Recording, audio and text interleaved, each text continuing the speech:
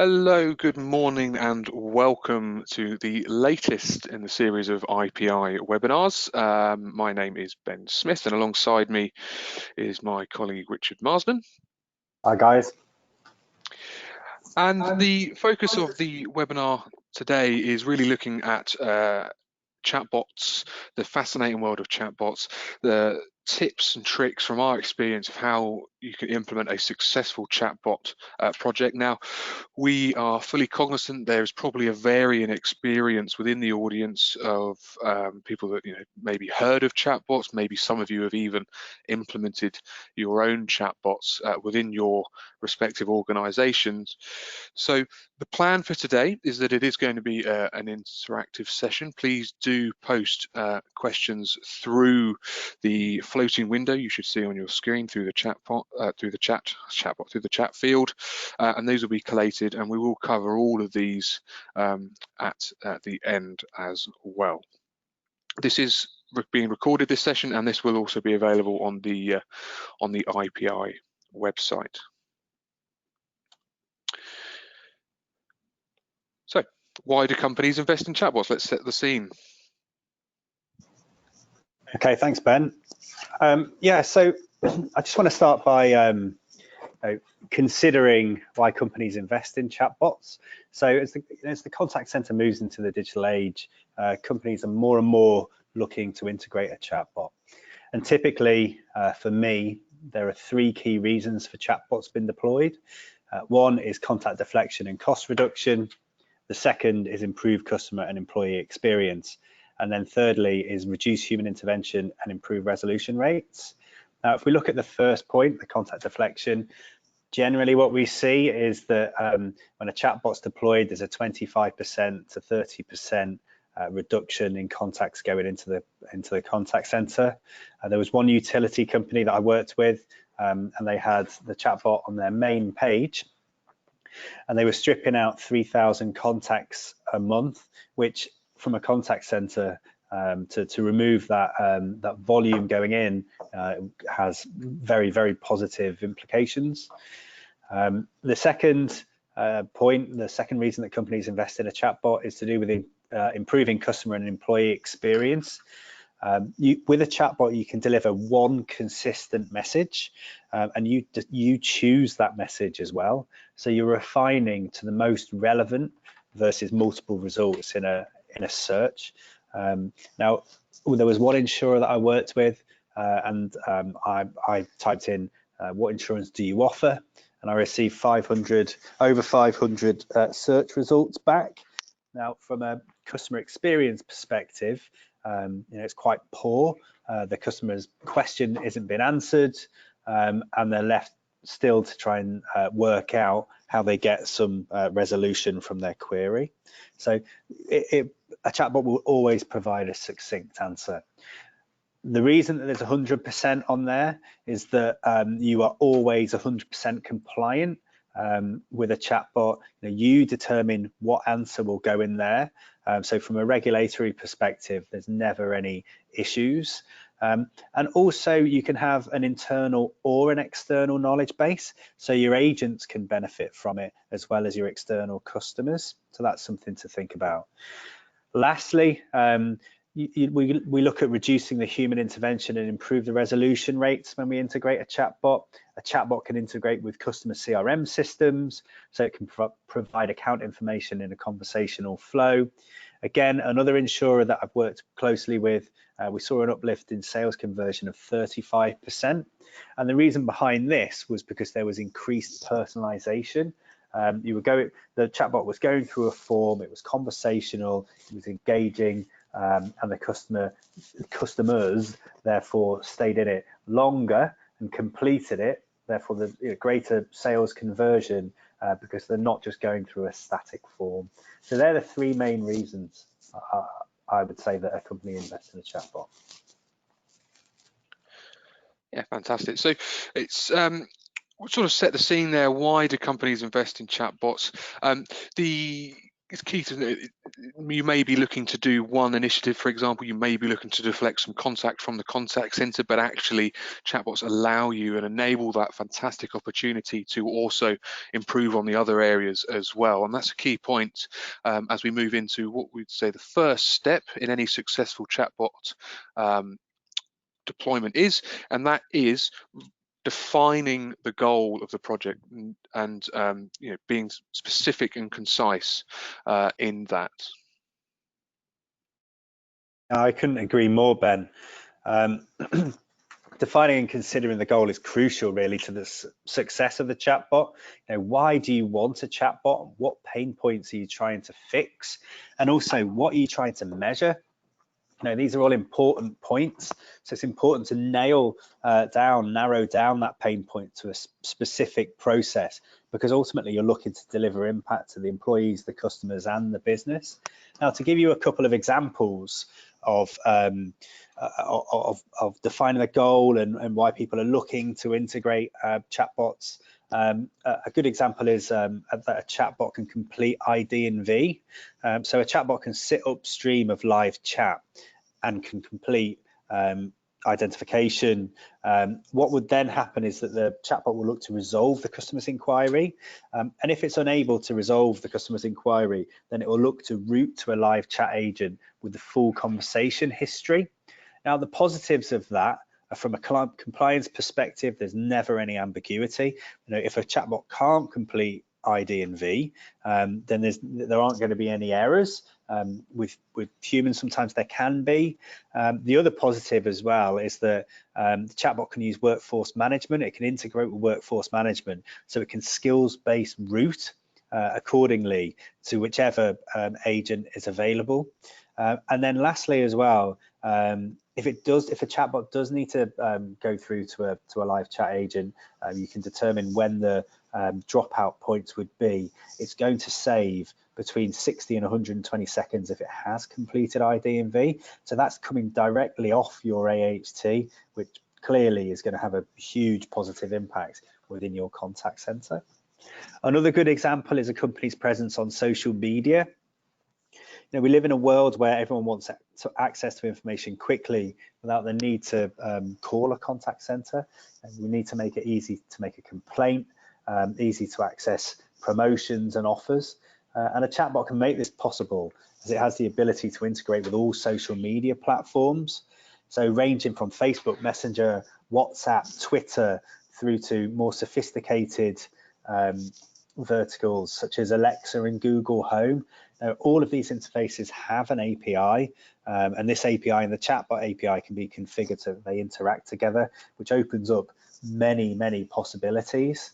So ultimately, in defining your goal, I would conclude by saying that success needs to be measured and quantified initially, and you need to be able to prove the value to your business so you can continue evolving the project and continue improving your chatbot.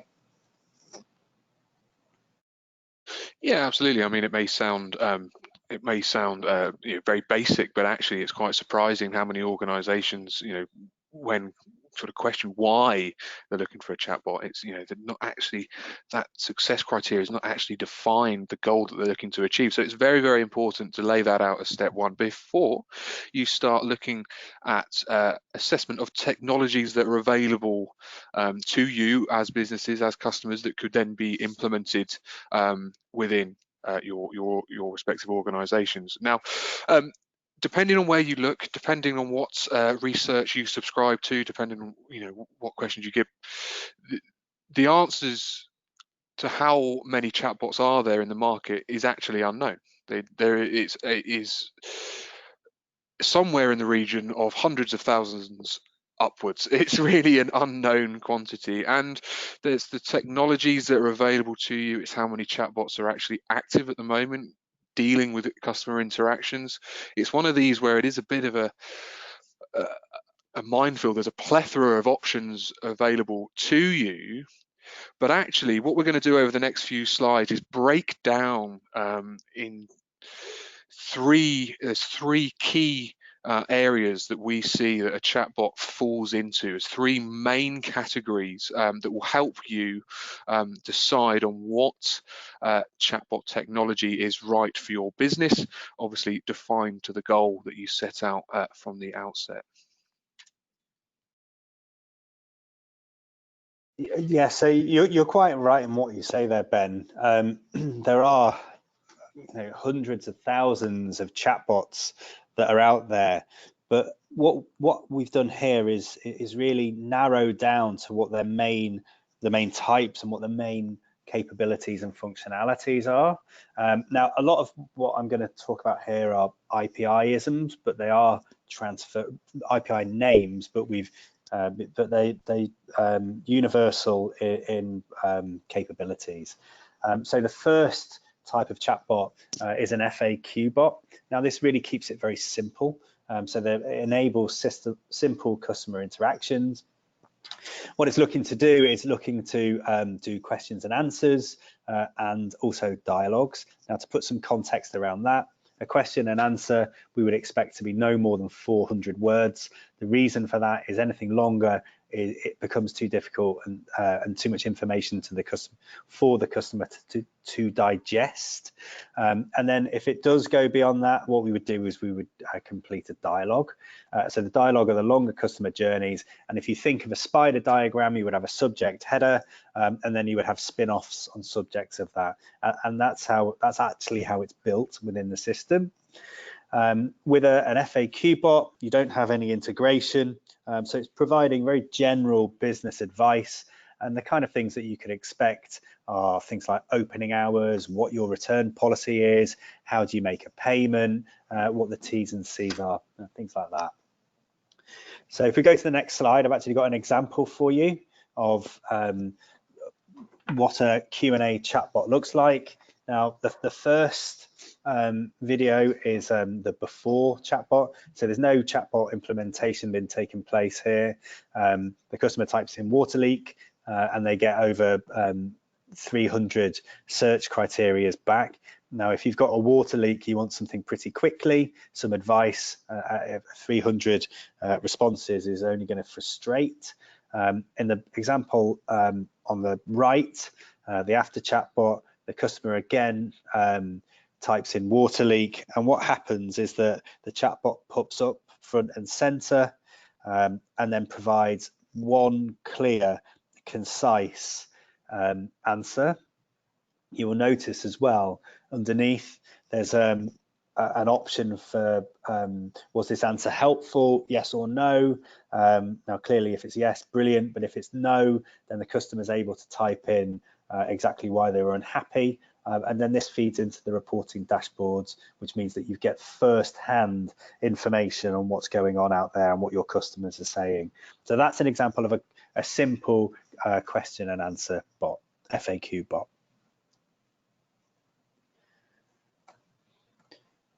Next up, we have the response bot.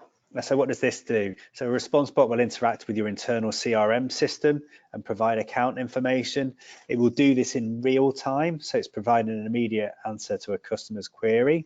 And the kind of things that you would expect the response bot to do is provide payment due dates, update address, provide balance information, that kind of thing. And again, I've got another video to illustrate that. So in this example here, this is a collections example.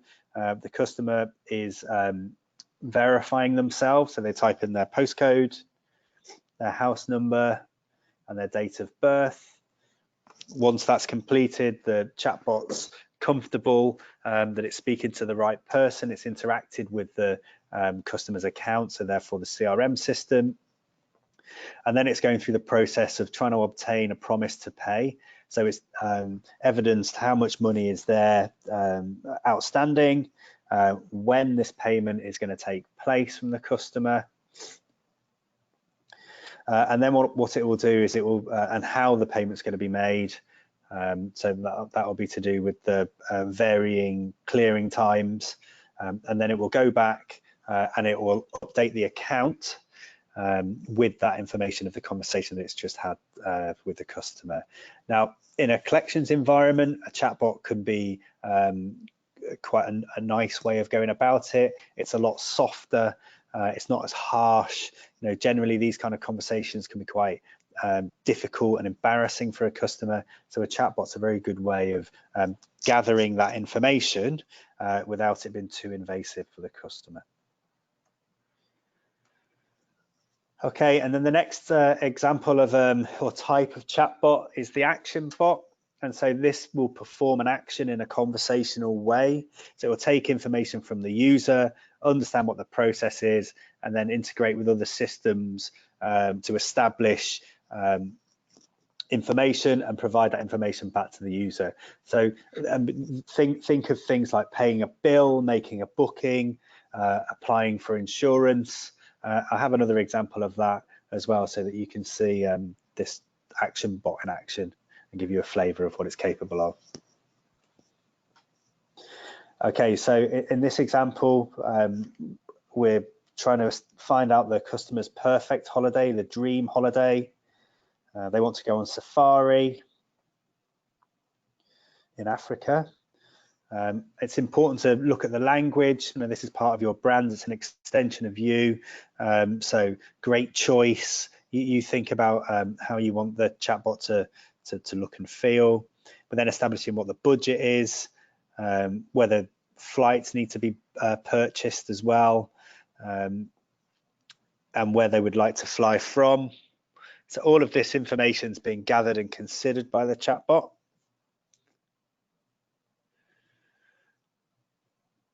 And then what the chatbot will do is it will take all of this information and then it will try and establish which holidays fall into these categories.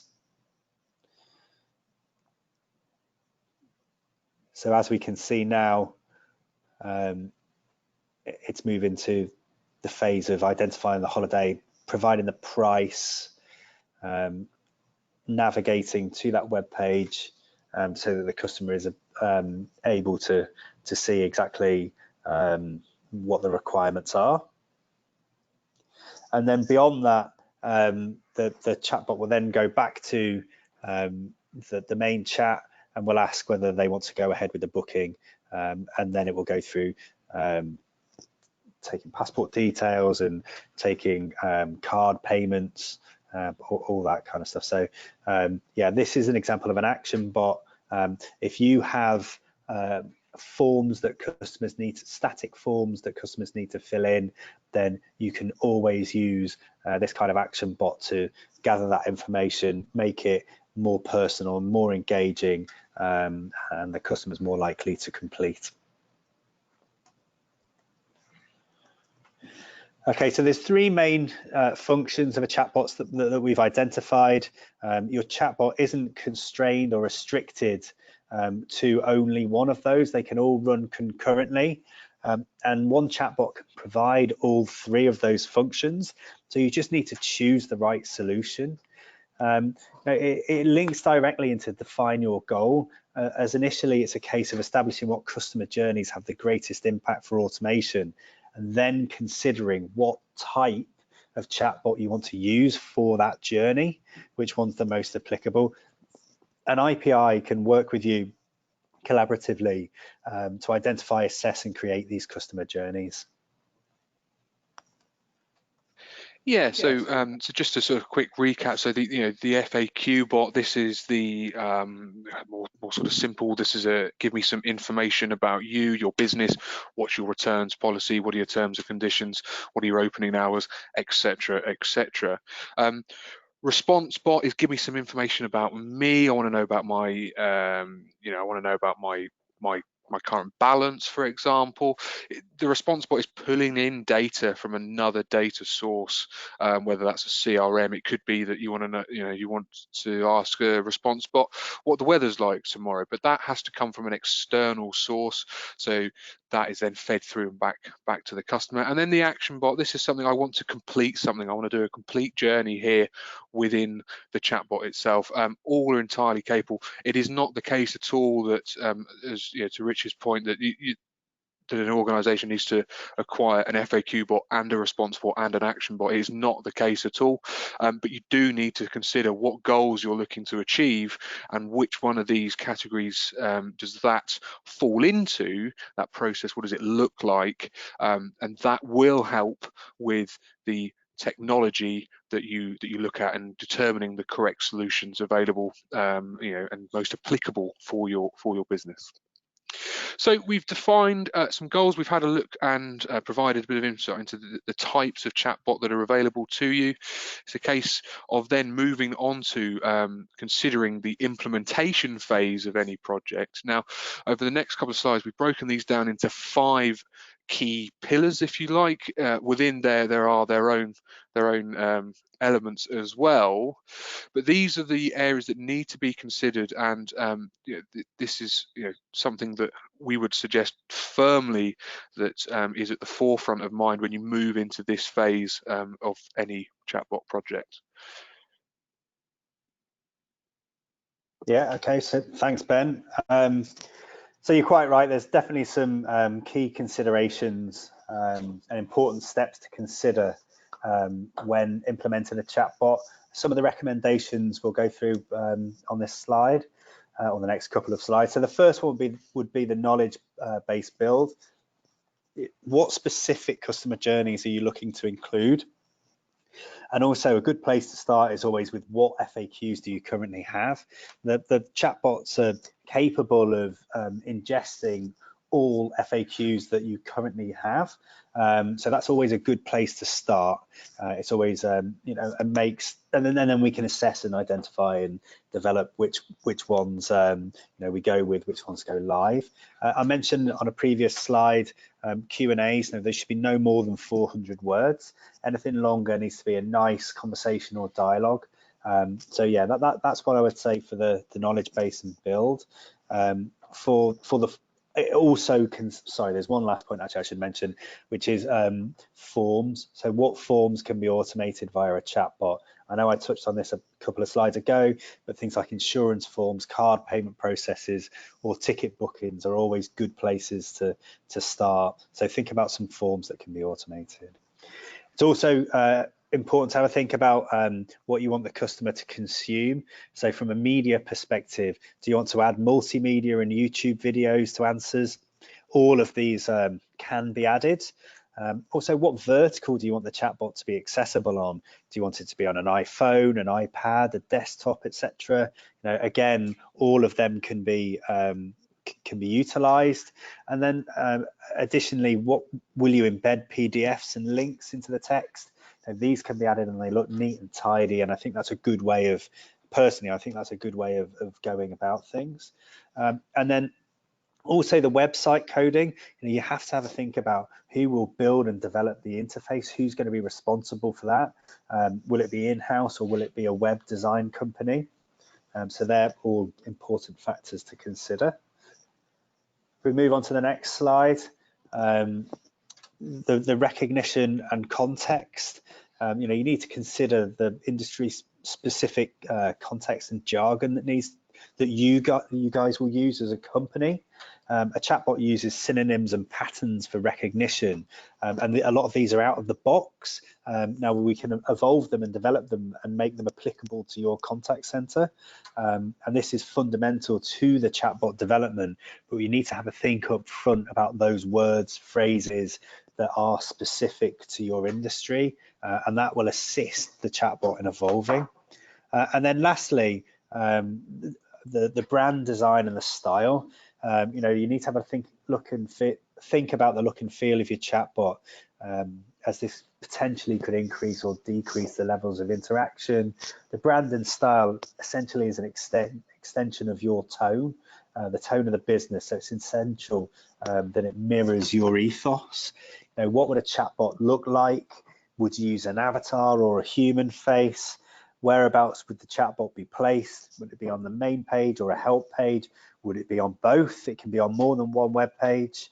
Would it be front and center, such as the example that I showed you with NI Water earlier? Or will it be the bottom right? Or would it replace the search bar entirely? These are all things that need to be thought about. Also, personalization. You know, when a customer logs onto an app or they log onto their web page, would it be good to personalize that? This would increase engagement. So have a think about whether that is something that that you want to include. And then also I would say the language. You know, what language are you going to be using? Will you have smileys? Will it be formal? Will it be informal? These are all factors that need to be thought about.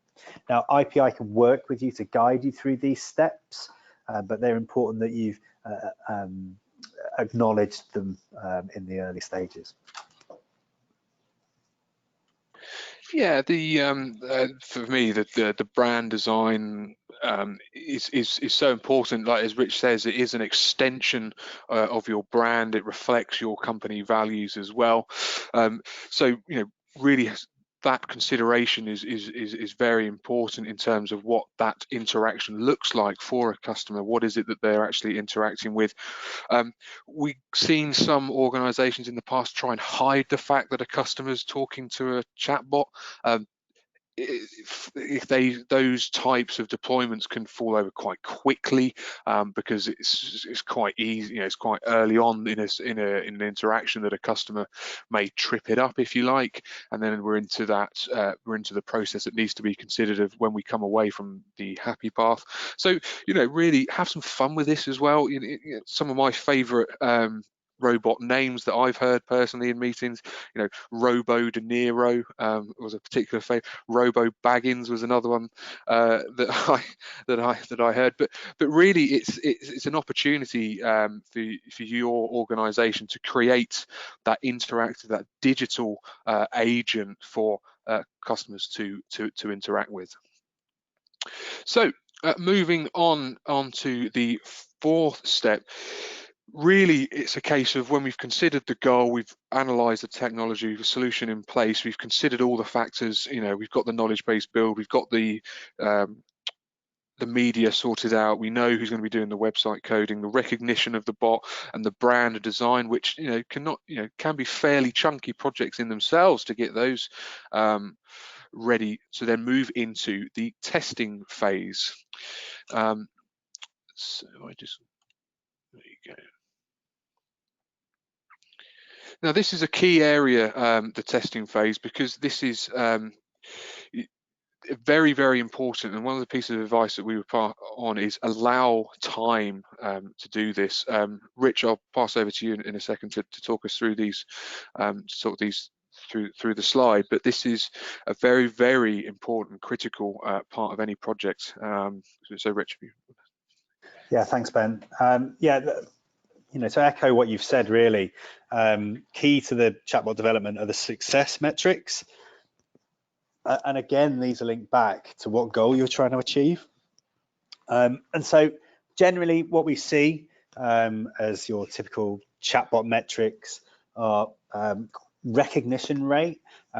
So the chatbot is initially deployed, and we're looking at what the percentage of questions answered are. So that's a very, very important metric to start with. Now, what we see is that when you first go live, you've tried doing as much build in the background of the database to begin with, you've put it into a staged environment, and then you eventually go live. You're looking at between 60 and 70% as a recognition rate initially when you roll out, and then after a couple of months, 2-3 months, you will, with a lot of work, you will collective work, you will see the recognition rate slowly begin to increase and get up to about the 89-90% mark, which is where you want it to be. So that is a real defining success metric. Also, as well, you have the call reduction. Now, on one of the earlier slides, I said that contact deflection would be 25% to 30%, and this is absolutely what you want to be looking at. Now, I will point out that this is for designated customer journeys, as opposed to like completely stripping out everything. 30% of all calls. It is for the ones that you include within the database. But yeah, certainly for those ones, you'll be looking at taking 25 to 30% out.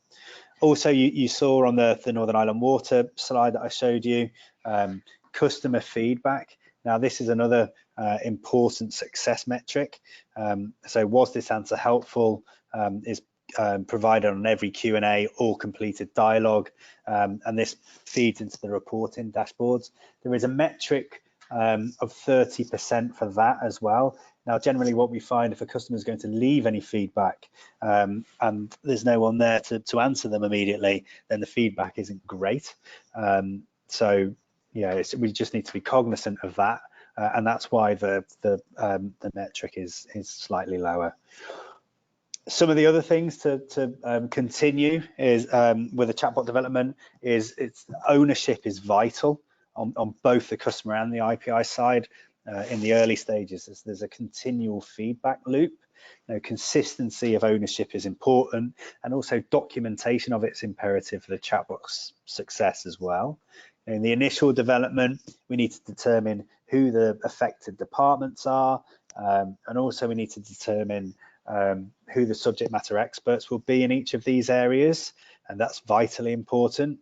And then from an ongoing perspective as well, who will be the PM for the deployment? Really, actually, the PM feeds into both the initial and the ongoing, but it's important to identify who the PM is going to be.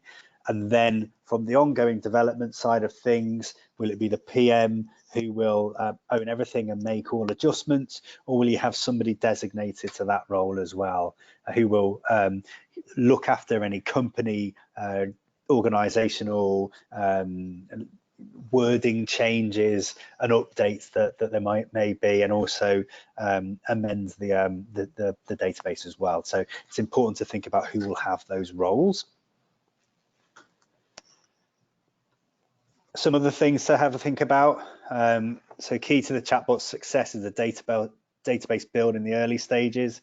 I talked about the feedback loop. Now, never is it more evident than at this point between the customer and IPI.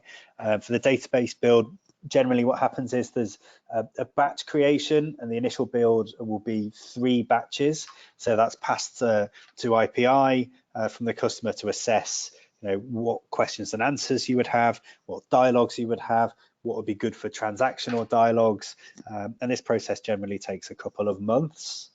We would then move to a UAT environment where selected internal users, normally the SMT, would be given access to the system and would then kick it to test for bugs and incorrect answers, and then go live would follow after that. And that you're generally in the staged environment for a month as well. So really you're looking at between 2 and 3 months from initially receiving the information to going live. But it's important to make sure that you've identified who's going to be responsible for assisting with that. And then the last point, which is again very, very important, is the human in the loop aspect. So a chatbot continues, and I talked about it just a moment ago with ownership, but a chatbot continuously learns from all interactions through a blend of human and AI. There's some very comprehensive reporting dashboards, one of which is the gap analysis. So the chatbot's identifying words and phrases that it doesn't recognize, and it's asking whoever is in that role of developing and evolving the system, what do you want me to do with these words? Do you want me to totally ignore them, or do you want me to add them to a pattern where I'll recognize them in future? And again, to reiterate, IPI will work collaboratively with you to build and develop the database, and show you exactly where you would get the information from and how you would go about building and creating and evolving the chatbot. Yeah, so I think just to sort of to recap on which is that it's very, very important in this testing phase that for a successful implementation, organizations are willing to, to A, thoroughly test, and B, make amendments as well. And that's not just confined to just the testing phase. That applies after you go live as well. It's taking that feedback, it's applying it back into the system, and there has to be some ownership within the bit who's going to be doing that before, for a really successful implementation.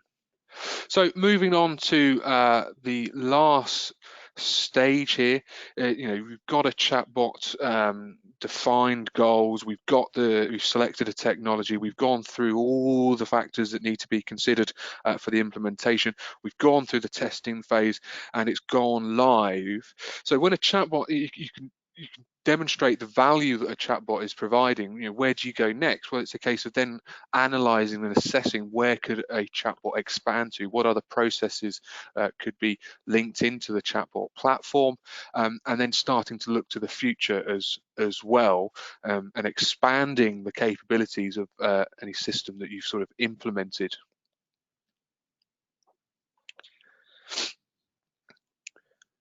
Yeah, absolutely, Ben.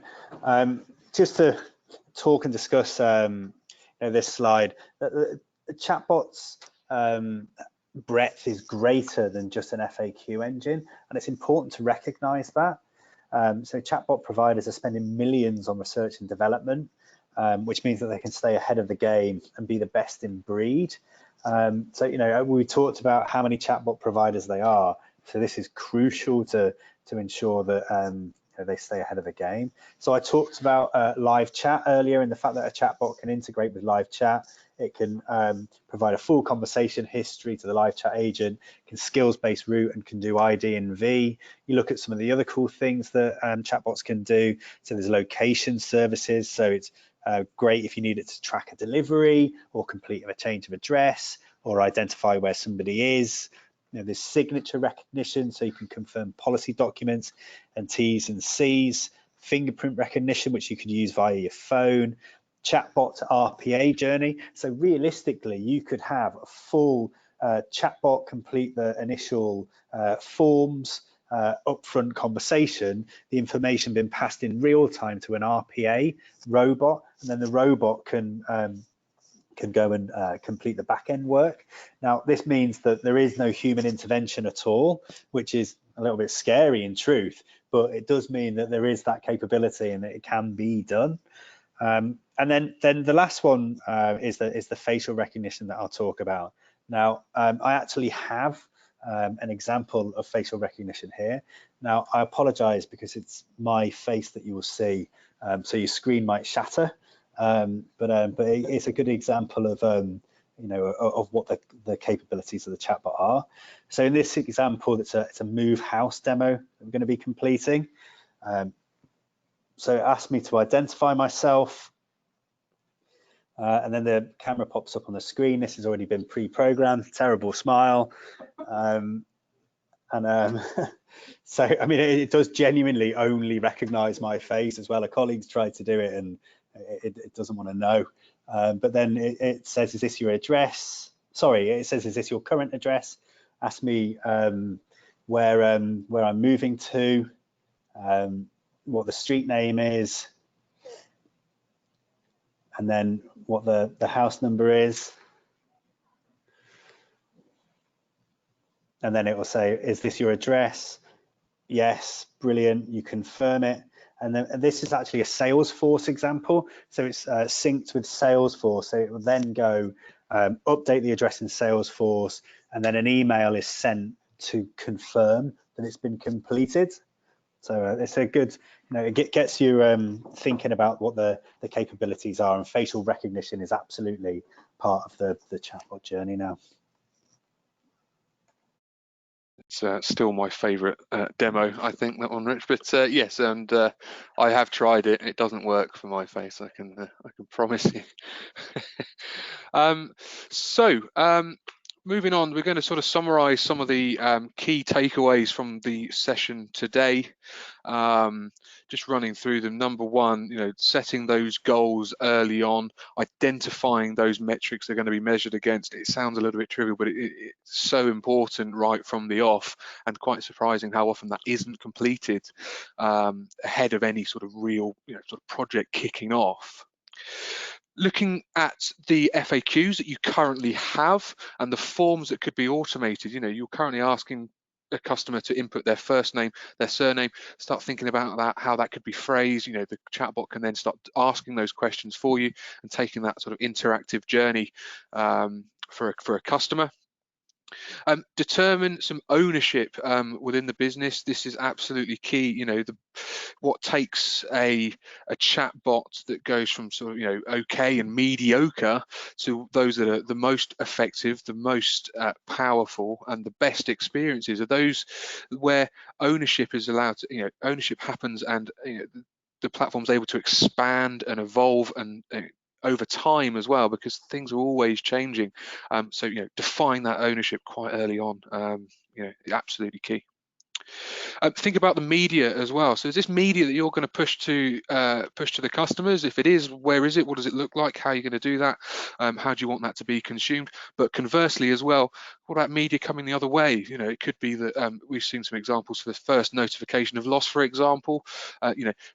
Absorbing those pictures from an accident, for example, taking that in, updating claim forms. It's all entirely possible, but it needs to be considered, right from the off. Number 5, plan for when things go wrong. As Rich said, recognition rates 85, 90%, entirely possible, entirely achievable, but there's always going to be those areas or those interactions where it doesn't quite go as you plan. And it's a case of how you then deal with that interaction. Is it the case that a chatbot is going to fall over at that point in time, and all you're going to do there is frustrate a customer, pick up the phone, they spend the first couple of minutes ranting how they couldn't complete what they wanted to do? Or actually, do you say, in that instance, do you apologize, I can't quite understand it, try asking me another way, or even connecting that call for the customer, putting that call in into the contact center? Just things to think about, and how deviations from that happy path as we describe. So there. Think about the image, the feel, the look of the chatbot. It's an extension of your brand. It's a digital assistant for a customer to interact. They're already there on your channel. It's got to be reflective of your organization's image, as Rich said, your ethos as well. And are you going to put smileys in there? Is it applicable to put smileys in there? Just all those little things have to be considered, and they have to be considered all the way through. And are you going to make any changes to that? It's entirely possible that what you put together first time around, actually you think, oh no, we'd like to change that or whatever. But that is also entirely possible. Number 7, don't drown customers with War and Peace. Think about how long the responses are that you're going to be provided based on certain interaction and whatever flow that we're in at the time. Don't bombard customers with page after page. The idea of this is that it is easy to interact with you, and it's easy for a customer to access that information. So anything longer than 400 words, start thinking about how do we break that down? Do we perhaps introduce a dialogue, a step in there, a question, something to break that up? But think about what you're going to be pushing and how lengthy that information is. Number 8, bots can be used internally as well. It's an absolute key point that a lot of very common misconception is that people think that a chatbot is just customer facing. Not the case at all. Chatbots can be used internally as well. So it could be, for example, bringing new starters, increasing the speed to competency, bringing them up to speed quicker. Could be using a chatbot to do that. Let them ask a question, the bot provides an answer. Similarly, it could be that there's a company update or there's a change in policy that people need to be aware of, agents need to be aware of. Push it through the chatbot. They're all options available to you, but chatbots are absolutely capable of dealing with internal interactions as well. Number 9, chatbots can be used to generate revenue. As we've sort of touched on in some of the examples that we've gone through, we can book holidays through that, we can pay bills through it. It's all entirely possible, but that has to then sort of link to the goal that you're setting out right from the off. What is it you're looking to do first, and then expand if applicable. And number 10, really, just sort of linking those 2 points together, absolutely set up a solid platform and foundation for success. Get the chatbot in, get it tested, get it improved, go live with it, be prepared to learn from the chatbot's findings, from the reporting that you're getting back from it. And that's when you build a solid base for success, and chatbots can expand. And those are the best projects that have that solid foundation first and foremost. So that brings us to the end of the session. We're going to go through some questions that have come through. If you just bear with me for 2 seconds, and I'll similarly, if there's any others you'd like to ask, please use the chat field. It should be in a floating window on the side of your screen. And I just pull up. Oh, nice one. We're just talking about that. So what types of reports should a chatbot provide? Rich? Yeah, so really what we're looking at with regards to how detailed the reporting is, there's the gap analysis, which I talked about during the slides. So this enables you to identify words and questions that are unrecognized, and then you would establish whether you use them as a stop word, so therefore ignore them completely, or you would add them to a pattern whereby you would include that in the recognition. So yeah, the gap analysis is a big one. Also the KPI review, so you would have weekly, monthly, quarterly visibility of what your questions and answers are, what your customer feedback percentage is, and also what the completion rates are as well. So the QA and dialogue completions, how often the QAs and the dialogues are used, and then the customer feedback as well. So they're the kind of main ones for the reporting. Lovely. How many people within an organization should be competent with any chatbot technology? So sorry, the question, how many people within an organization should be competent with chatbot technology? Yeah, see, I would say that there needs to be 4 or 5 people. It's all about having some consistency. It's all about understanding what that journey has been like and where it's going. You need people that are able to understand how you maintain the system, how you make changes in the system, how you build questions and answers, how you build dialogues, where you go to get the information from the reporting. And that's something that IPI can always support you with, but you need 4 or 5 individuals who are going to be able to carry on internally.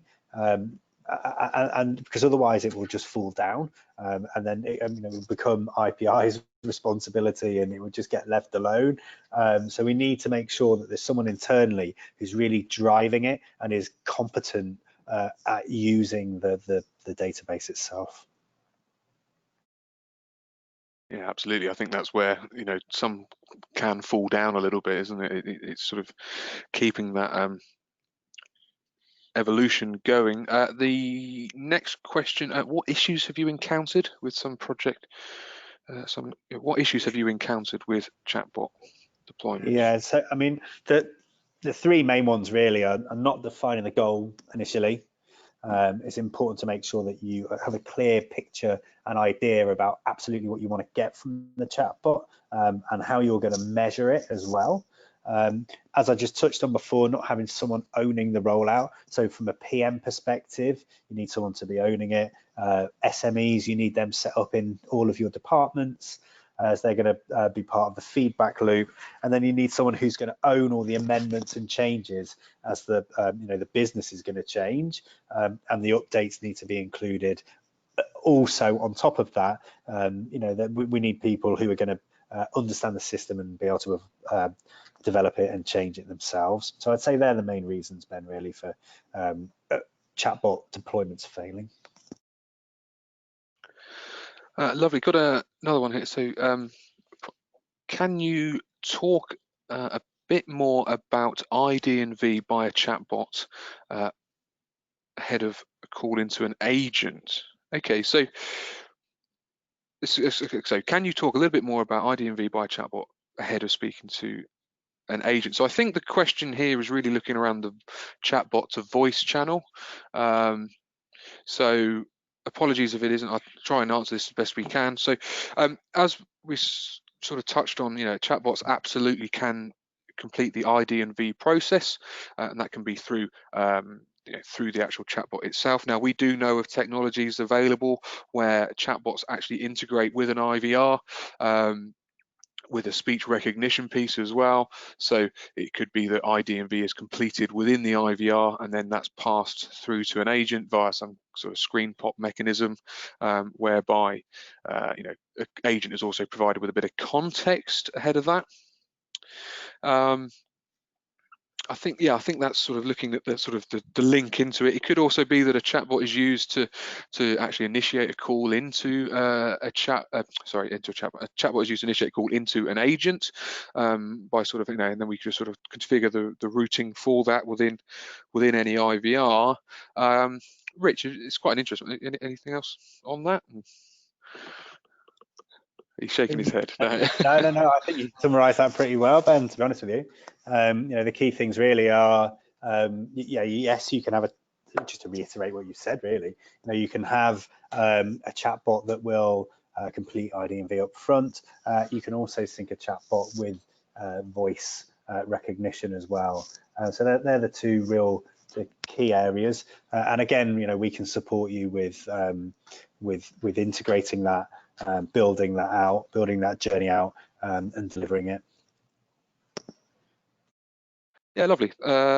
So listen, thank you everybody for joining. Cognizant of time, thank you so much for taking time out of your day to watch this, and for the questions as well, submitting questions. It's fantastic. We are going to wrap this up now, but I'm sure we will speak to you soon. Please feel free to watch the recording of this. This will be on the IPI website as well, just worth mentioning that. But for now, thank you very much, and we'll speak to you again soon.